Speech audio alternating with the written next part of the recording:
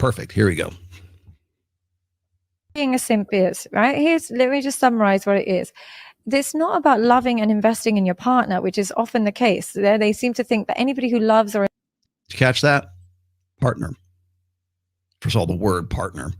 And then second of all, that's the idealized state. Partner. How about fucking? Investor wants a long-lasting or who is loyal is a simp. Here's what being a simp is. A woman crosses your boundaries and you still accept, and not only accept, you try and get her back. That's what simping is. Everybody's got different boundaries. But if you've seen a woman cross your boundaries many times, you've seen unacceptable behavior, and instead of them withdrawing your love, you then shower her with more love to get her back. That I can understand is a simp. But somebody who vets a woman correctly and then... Love that. That's your escape clause. Well, it wouldn't happen if you'd have vetted her correctly. That's to make all this stuff unfalsifiable. Now, she's not wrong, but that's not what simping is. Simping is very simple. Thank you, Tristan Tate, for this. I will give credit where it's due. Simping is an unequal exchange of value. That's what it is. Simple as that. Unequal exchange of value. If all you're doing, and these guys ought to know because they're the ones with the cam girls, right? It's an unequal exchange of value. So when you see simping, you understand what it is. And you know, I get sick of this bullshit all the time too, because I'll have guys to say like, oh, if you're even talking to that woman, why do you have those girls on Access Vegas? You're simping for them by having them on, by giving them attention, by breathing the same oxygen that they have in the same room. You're simping. Jesus Christ. Like, fucking just settle down. Settle down, Francis. It's not that. It's an unequal exchange of value. Why do I explained this to Zuby one time because Zuby was really questioning why is it that like so many guys are just obsessed with OnlyFans? Why do women make money hand over fist on OnlyFans?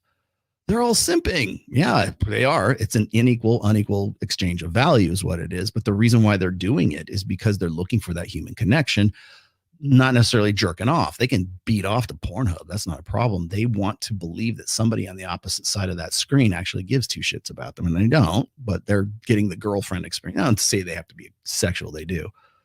But they're paying, the service is the fantasy that somebody actually gives a rat's ass about them. And so that's the unequal exchange of value. But notice how psychologist Sadia, whatever her name is, has to couch all of this in relationship speak. Explains their boundaries. And here's what a boundary is. It's very simple. The moment you feel something is not great, you communicate it. You don't test your partner to see if they break it again and so on. You just...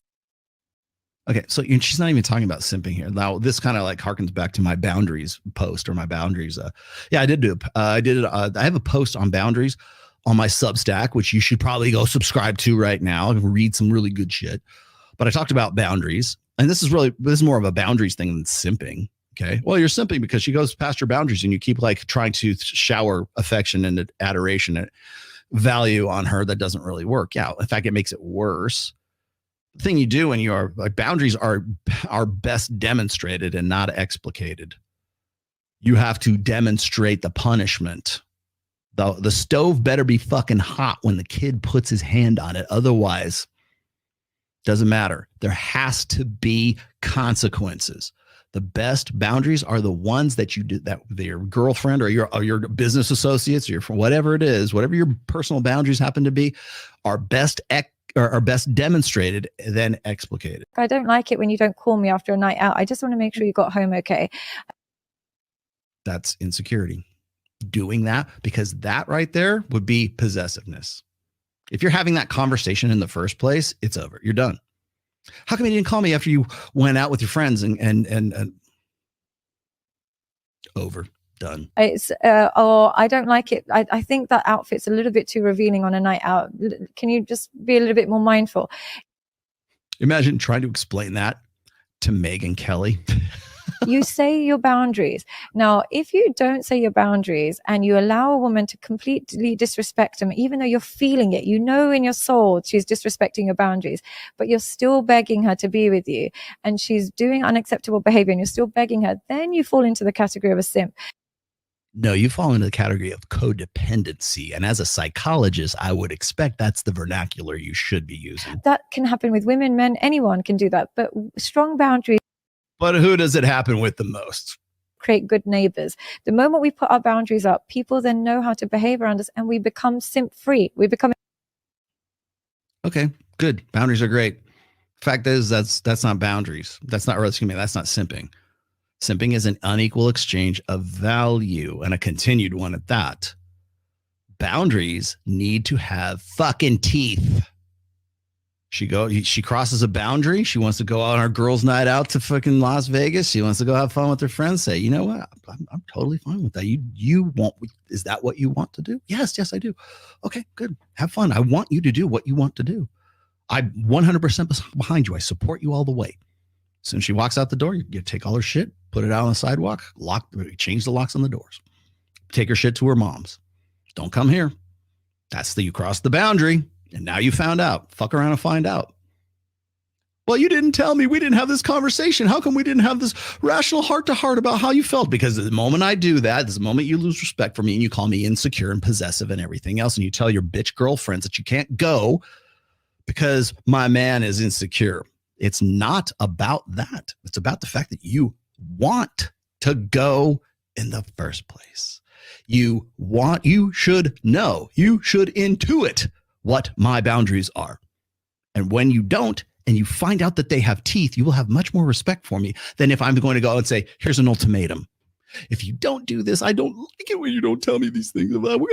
Let's have open conversation. It means nothing unless she wants to be involved with you. You are a better option for her than going off and doing this other shit. That's what it has to boil down to. And again, we're still throwing this into marriage, long-term relationships. You don't have to worry about this shit if you're spinning plates. immune to being a simp.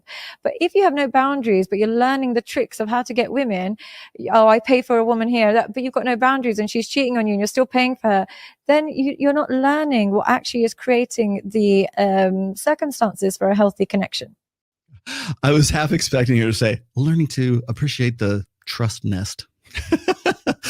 I thought we were in the trust nest. I thought we could talk about our feelings here.